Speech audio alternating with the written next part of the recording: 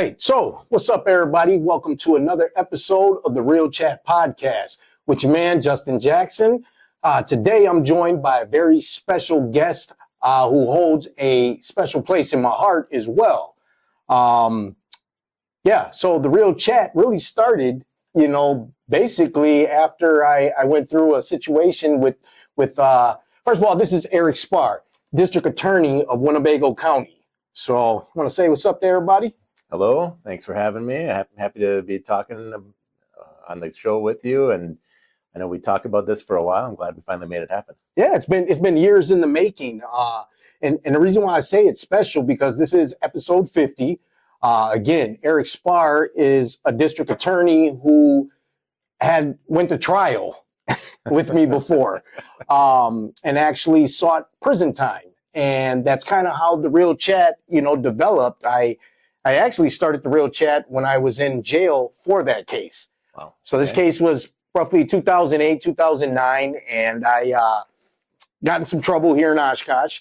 And when I went to the county jail and I sat in there before I bailed out and everything, I had a group of guys in a men's group. And we started talking about the Real Chat and, making it a men's support group. Something that when I got out, that guys could meet up once a week, and just kind of shoot the shit, about the things that are going on in their marriages, their lives, relationships, things like that.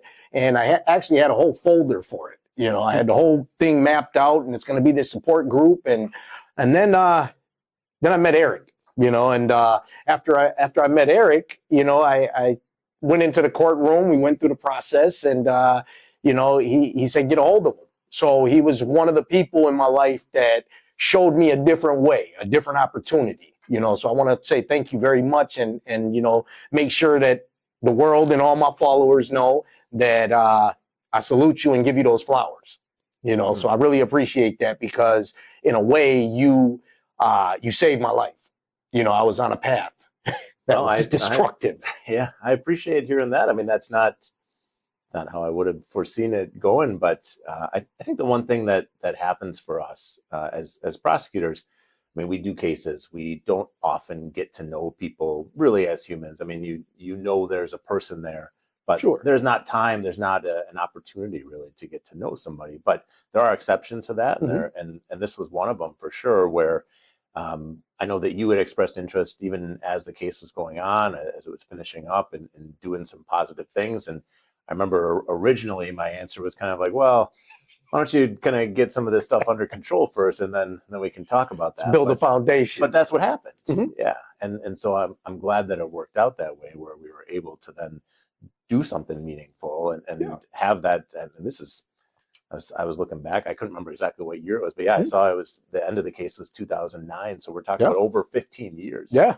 Yeah. And since then, it's episode 50 of the Real Chat. We've also, that you don't know, me and Eric had the opportunity to speak at a couple schools and things here in Oshkosh. So can you speak a little bit about that? So how did that get started for you? First of all, let me ask you, what led you to law, to becoming a lawyer? It was not my plan. So when I was in school, I was kind of a math guy, and that was just what came easily to me.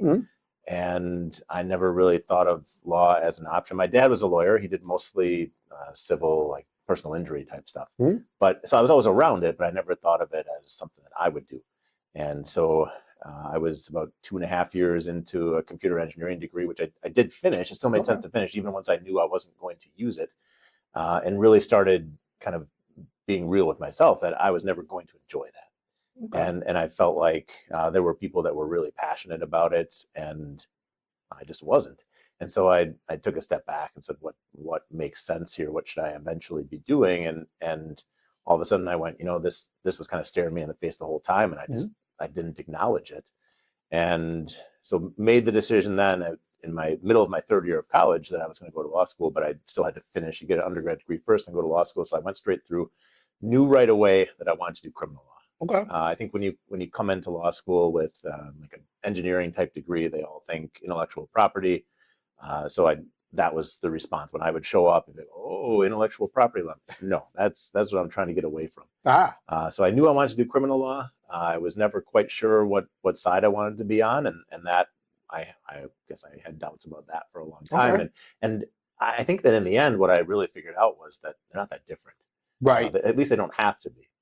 And so I had done it while I was in law school. My first summer, I worked at a program through a prison, helping inmates.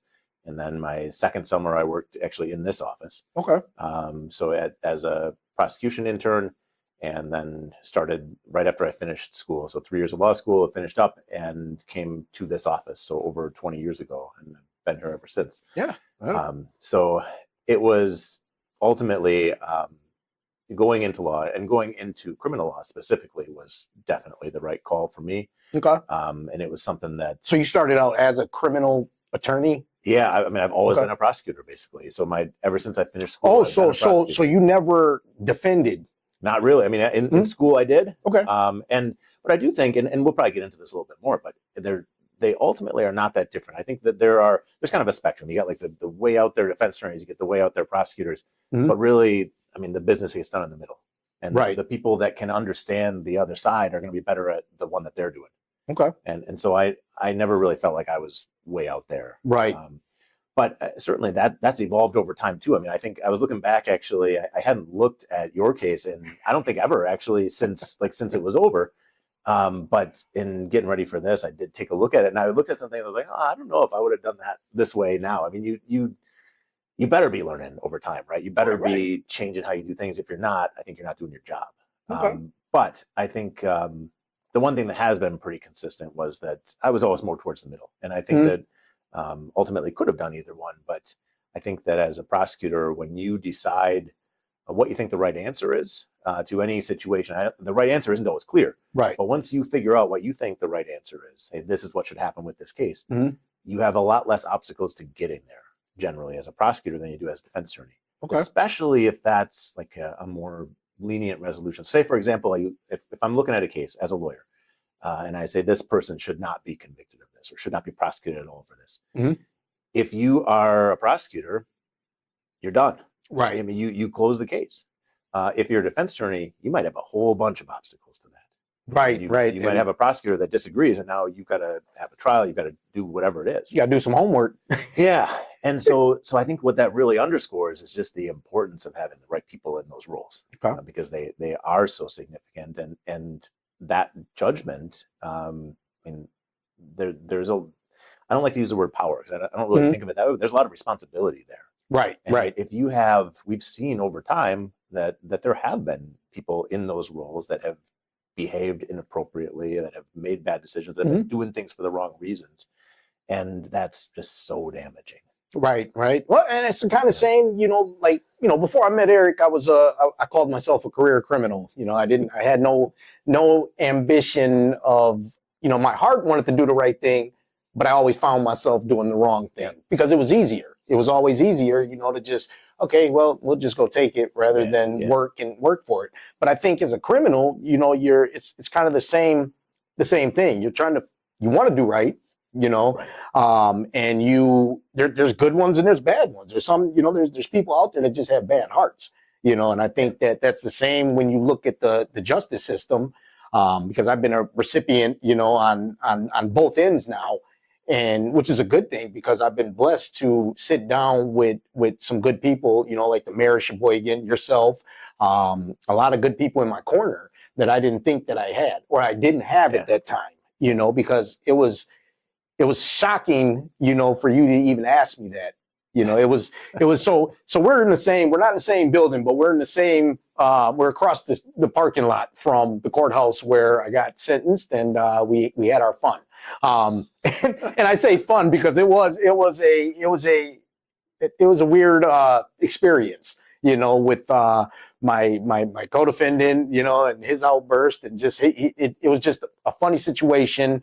I'll tell you a little bit more of that story, because we can't forget the judge's chambers story, but I was outside in the parking lot with my grandmother, and there was two things that happened that night. First of all, they deliberated really fast. I didn't even have time to get coffee. I went to the local diner down the road. I went to get coffee. I was with my grandmother. My grandmother told me straight to my face that I'll probably be dead when you get out. you know, because all in her mind was you saying 12 years, you know, and that amount of time. And, you know, she thought she'd be gone by the time I got out. And I remember her telling me that in the parking lot. And it was kind of a day like this, actually. You know, it was cold out. And, you know, Eric saw me in the hallway immediately after I got sentenced, and I walked out, and I was pissed off, you know. But you looked at me and you said, you know, when you said you got a good head on your shoulders. When you get yourself together, you know, and that's probably where that thought process came in. Like, I don't know, this guy's got to build a foundation first. But, you know, he told me, when you get your stuff together, look me up, you know, and years went by, years. I literally was that pissed off. I was like, nah, man, I don't care. I don't want to work with this guy. I don't even want to know this guy.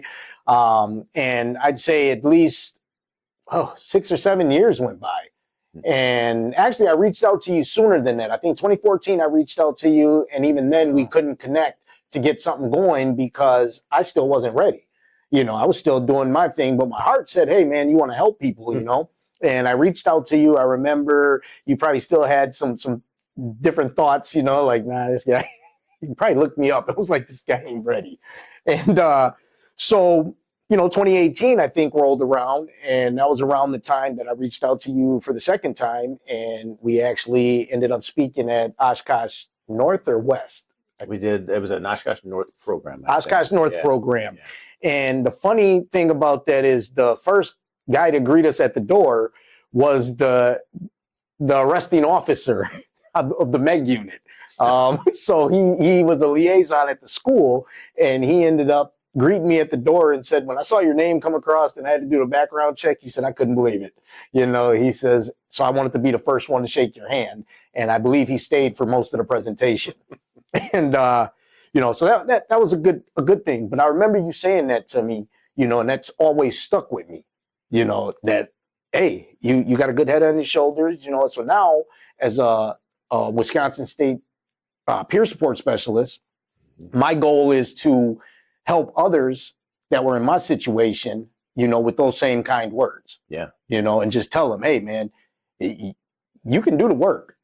You just got to put the work in, you know, and I appreciate you doing that for me. So, you know, I want to share that. You know? Well, people recognize when you're doing the right stuff, and we see this in other programs too. I think actually the drug court is probably the most common one. So that's one of the programs I work with. And people express thoughts kind of like that they're always surprised at what people are willing to do for them. People who they wouldn't probably have interacted with before when they were getting in trouble and doing other stuff. And now they're doing all these good things, and they can't believe that these people will help them out, that will support them. It shouldn't be that surprising. I mean, as a society, that's exactly what we should be doing. Saying, hey, if you do these good things, if you get involved in this stuff, we're not going to focus on what was going on 3 years ago. We're going to focus on what you're doing now and where you are now, and we're going to give you what you deserve now, the good stuff. Right. So, and I appreciate you saying that, because it makes sense when you know, when you were just talking about how you have the good and you have the bad. You know, you got some that think a different way. You know, and a lot of times when it comes to law, your mind's made up.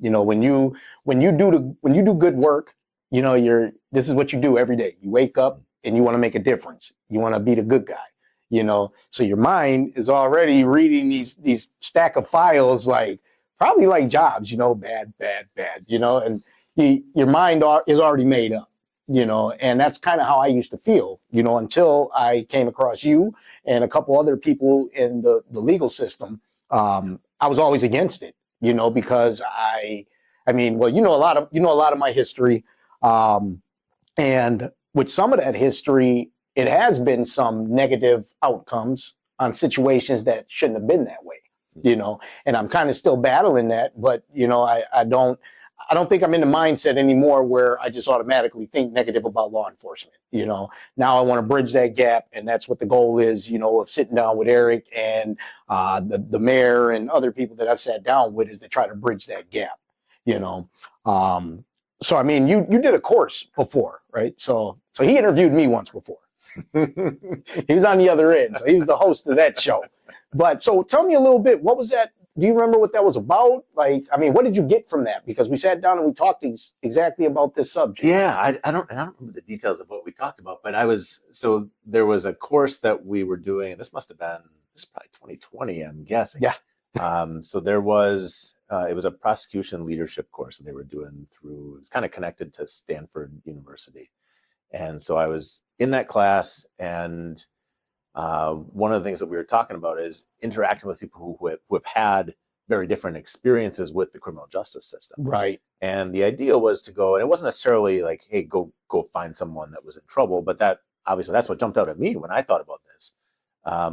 Who's had a different experience doing this stuff? Well, I got some ideas about that. And so I think it's something, it's not a conversation that naturally happens. It's the kind of thing that, like, as prosecutors or as judges or as people who view themselves as only on one side of the system, we don't think about asking those questions very often, or about engaging with people in a meaningful way that are impacted on the other side.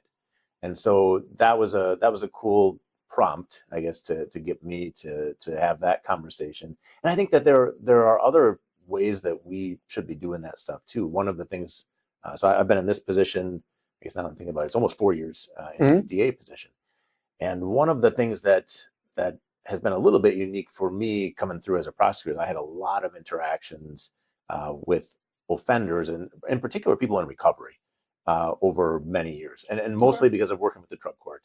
And that led to playing on sports teams with people in recovery, and just a lot of more non-courtroom situations, more hands-on, more social situations, and really even friendships. Actually, I went to my first recovery wedding this year, and that was a unique experience. Okay. But I think what it led to for me was having all these interactions and kind of a window into, the real world of people who are in recovery that I wouldn't normally be welcomed into. Right. And so to be able to see what that's really like, and because a lot of times you don't want to send them through drug court. Yeah, right. And they don't want to talk openly with somebody like me about that stuff. I mean, they don't realize you're saving them though. Yeah. Your thought process isn't, I want to see him suffer and just, go through this and waste time. It's like, hey, I think you'd be a good candidate to get your shit together. Yeah. Yeah.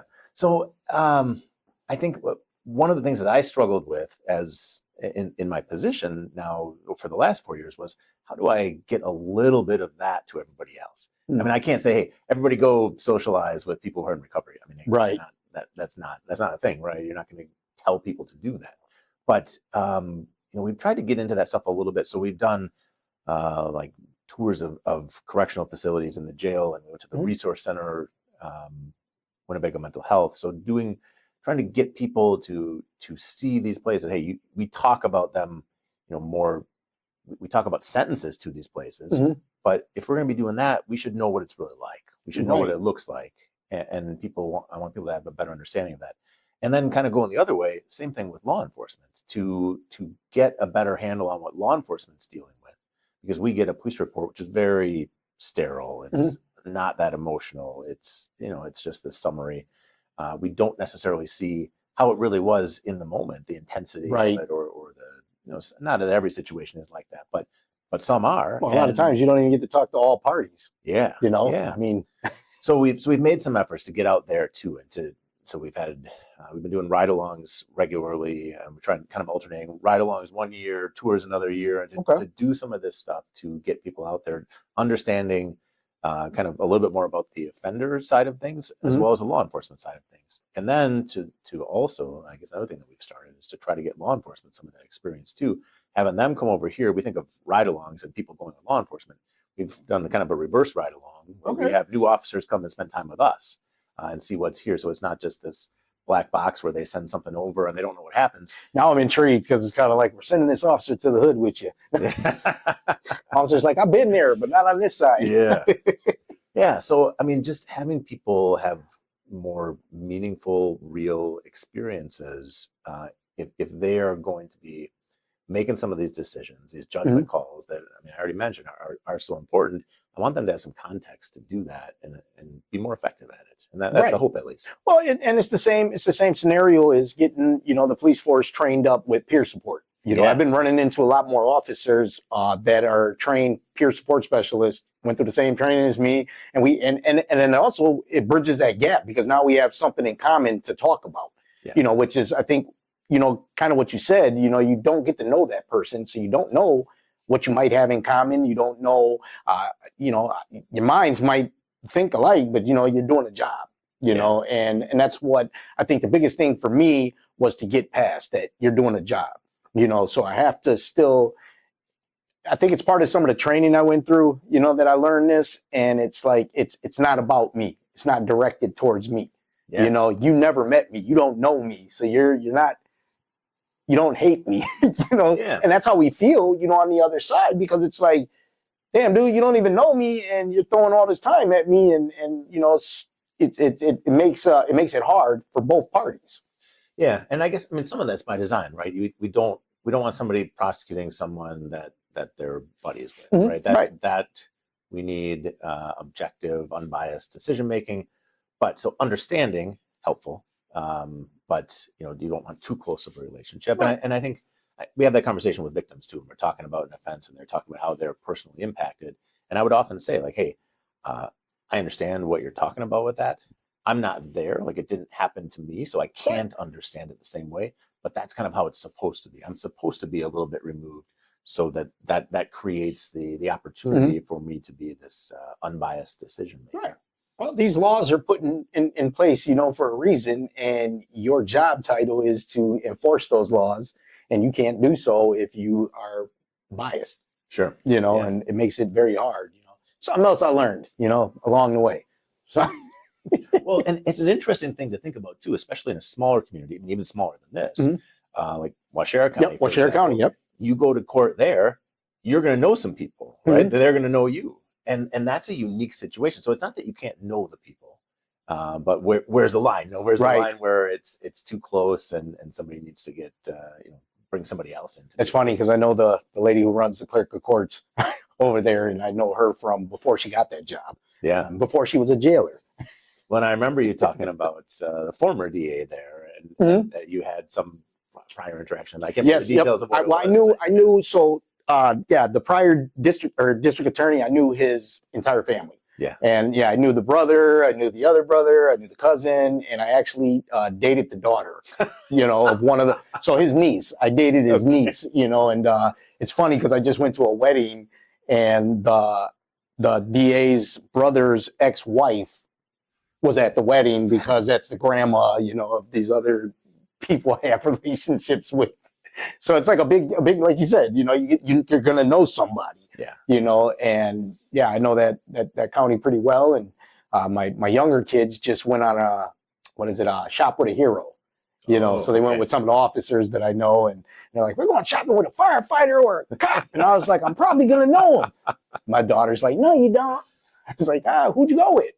Yeah, that's great. But I think it's amazing when you can get out there and educate people on what they'd be looking at, if they go this way, and what the other outcome will be, because I learned through going to Nova, there was many times when I wanted to run from that place, and then I remember I checked myself in there. I didn't, and it took me that long to realize, hey man, you need to work on this, and I'm still figuring it out. I'm still trying to manage things. And even as a Wisconsin State certified peer support specialist, I snap at my kids. I snap at my significant other. And that's where I learned, hey man, it's not about you. It's my stepson's not mad at me. Right. He's mad at something and I'm getting the brunt of it. And my natural response to that is, I'm the adult. You need to listen. And, it's not about me, and the more I'm thinking of, the more I take that and soak that in, the easier things have been getting, with all of my dealings in life, with the people I interact with, both in my home and out of my home. Yeah. So, well, I think, you talked before about the idea of even when you're in kind of a bad place, when people who are doing lots of stuff that we don't want to see them doing. Do they go out intending to do troublemaking stuff? I mean, no, not really, not most of them. Right. And I think back, I had a former coworker, now retired, who would say, we deal with 95% decent people and 5% really bad people. And I think it even might be a further spread than that. Right. I mean, so even in a field where what the general public thinks of is, well, you go to court with all these bad people.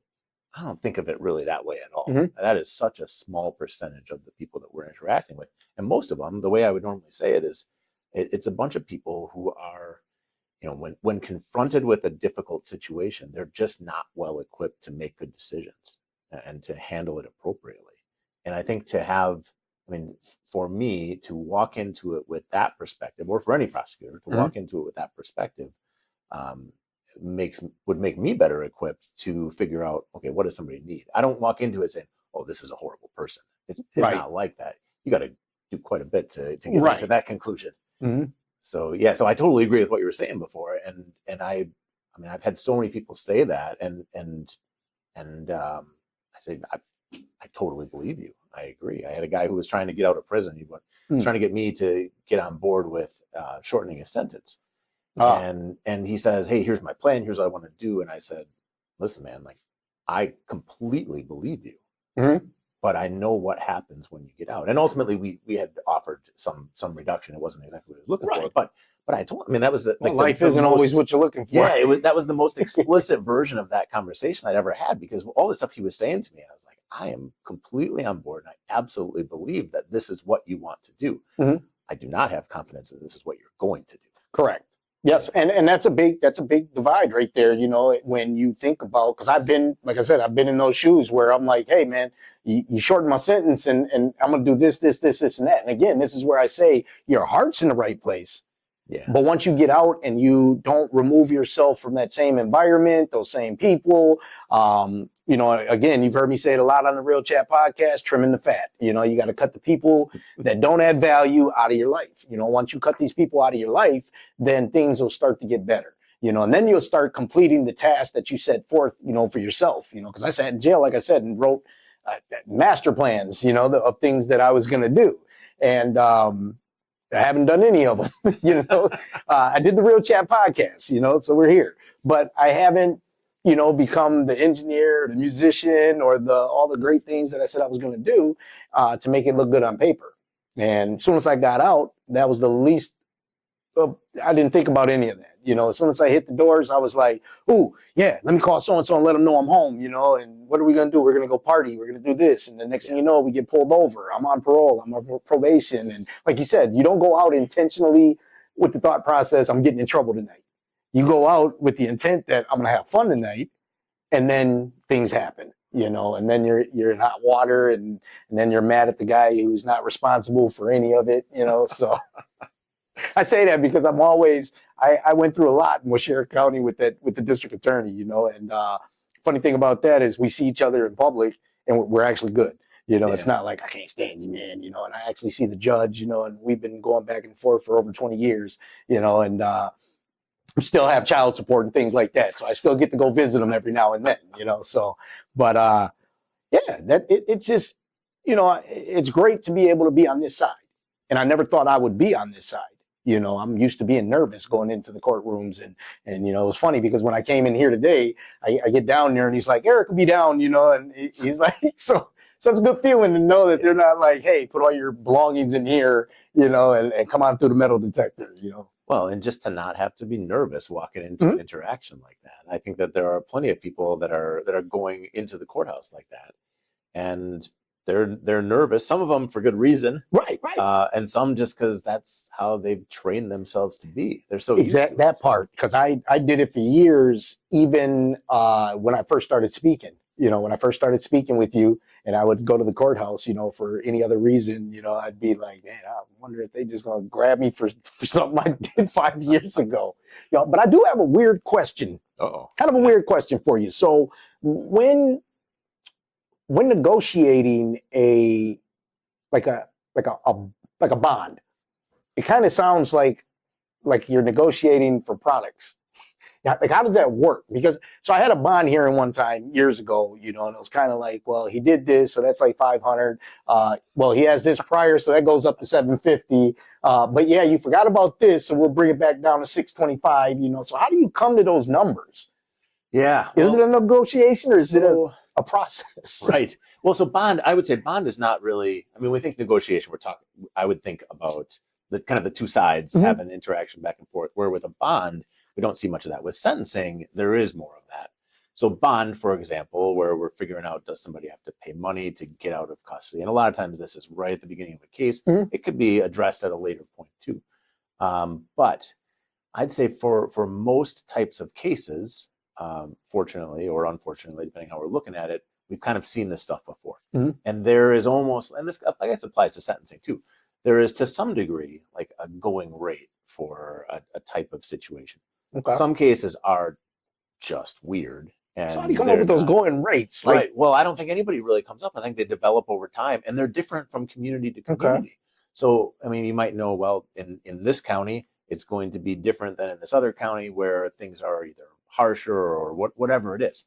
But I think that those things happen, and there is at least within a criminal justice system in a county, ideally in the whole state, but it's not usually like that, you would have some uniformity. Right. So on some things they have guidelines. So drunk driving cases in Wisconsin, for example, have guidelines. And they'll say based on this offense number, based on this blood alcohol level, here's the range of appropriate penalties. In Wisconsin, though, we don't have that for very many things. I mean, it's really just the drunk driving. I mean, with almost no other exception. Right. In some states, in the federal system, they have much more meaningful, sometimes mandatory guidelines. And that's an effort to ensure uniformity. A lot of times the people who are working within that system don't like that. Right. Because they want to use their judgment. But what we're left with, real